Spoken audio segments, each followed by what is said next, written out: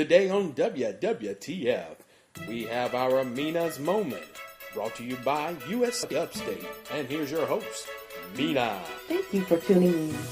Today we are talking about real American dropouts. Now, I know what you're thinking, but it's not the latest reality TV craze. But if you are between the ages of 18 and 26, you don't want to miss this discussion. Because statistically, you either are or could well be on your way to becoming one of these dropouts. In our society today, the late teen and early adult years are marked with many major life changes. Graduating high school, moving away from home, navigating your way through a brand new world filled with new faces and strange ideas, and eventually, hopefully, graduating college.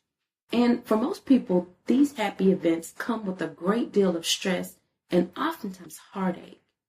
To cope with all of life's changes, many are deciding to become dropouts.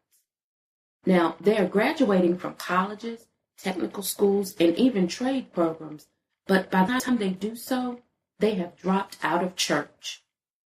According to ChristianityToday.com, after age 15, 6 out of 10 people will either drop out of church completely or at least for several years. The church is supposed to be an anchor in the community and a place where people can go in times of distress and learn about the unending, unconditional love of God. However, it is quickly becoming the last place on earth you will find a young adult.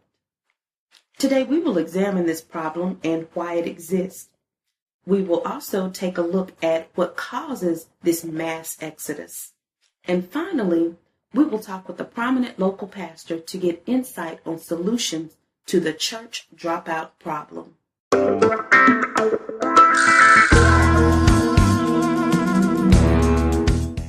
According to a recent Gallup poll listed on Gallup.com, in the United States today, 77% of the population identifies themselves as being Christians.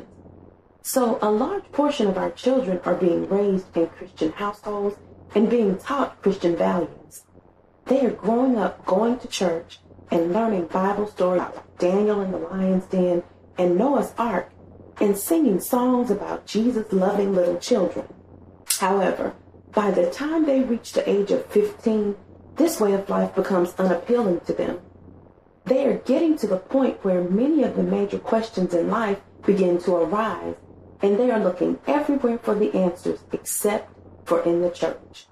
This is indeed a problem, because I believe all the help they need is right there. But for some reason, our young people aren't getting it. Let's take a look at why. I have a niece by the name of Jasmine, who is a junior at Durham College in Virginia. I asked her why she and so many of her peers have stopped going to church, and she emphatically replied, "It's boring." Now, in this fast-paced, high-tech world we live in, the church with its age-old traditions has failed to hold the attention of young adults. Also, many people feel the ideals of the church are not relative to their lives today. They remember the Bible studies they learned as children, and they still believe in God. However, many people in their teens and early 20s are failing to see how God and the things of the Bible apply to their everyday lives. To find solutions to this problem, I talked with Pastor Ricky Surratt of the Fountain of Life Baptist Church in Spartanburg.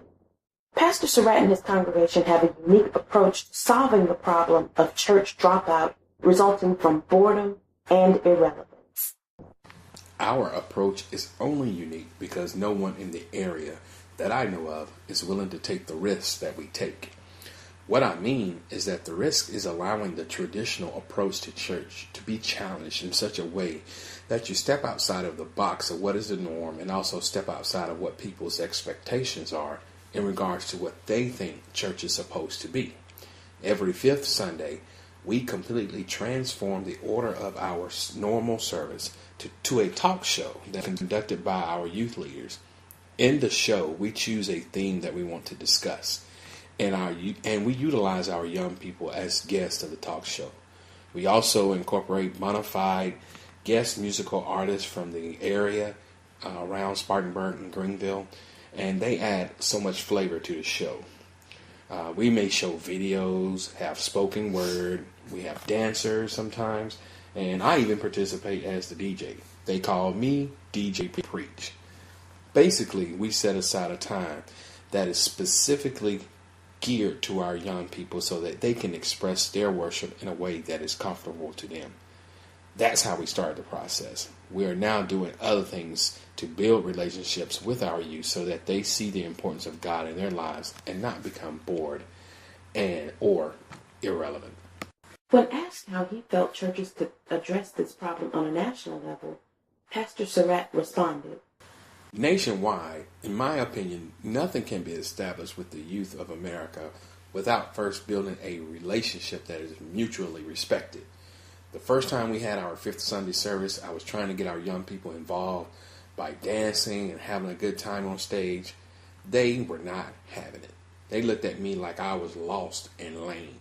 The problem was that they did not want to be a part, but they didn't know me. I haven't spent any significant time with them. There wasn't any trust or any reciprocation of understanding one another. A lot of that has changed since that time, about 2 years ago. During our recent summer vacation Bible school, I taught the high school class. That significant time with them was vital. The caveat to it all is also being transparent. If we, as spiritual leaders, pretend that our lives have always been on the straight and narrow, the youth will always look at us like we cannot relate to their struggle. Pastors across the globe have to take time to attend to the needs of their youth and not put it off on a youth pastor or youth leaders. At some point, if I want our youth to be more engaged, then I need to engage them. Nationwide, many youth who actually attend church don't even know their pastor's name. There has to be a relationship and transparency. The respect will develop, and the ultimate goal of having God in their lives and to be the focus will eventually mature. In conclusion, today we have examined the problem of people losing interest and dropping out of church. We've taken a look at the causes of this problem, which are just plain boredom, as well as failure to see its relevance in everyday life. Finally, we have heard from a local pastor whose congregation is making strides to solve these problems by changing the format of some of their services to meet the needs of the younger generation. We hope today's episode has given you some inspiration just in case you are an upcoming graduate on your way to becoming a dropout.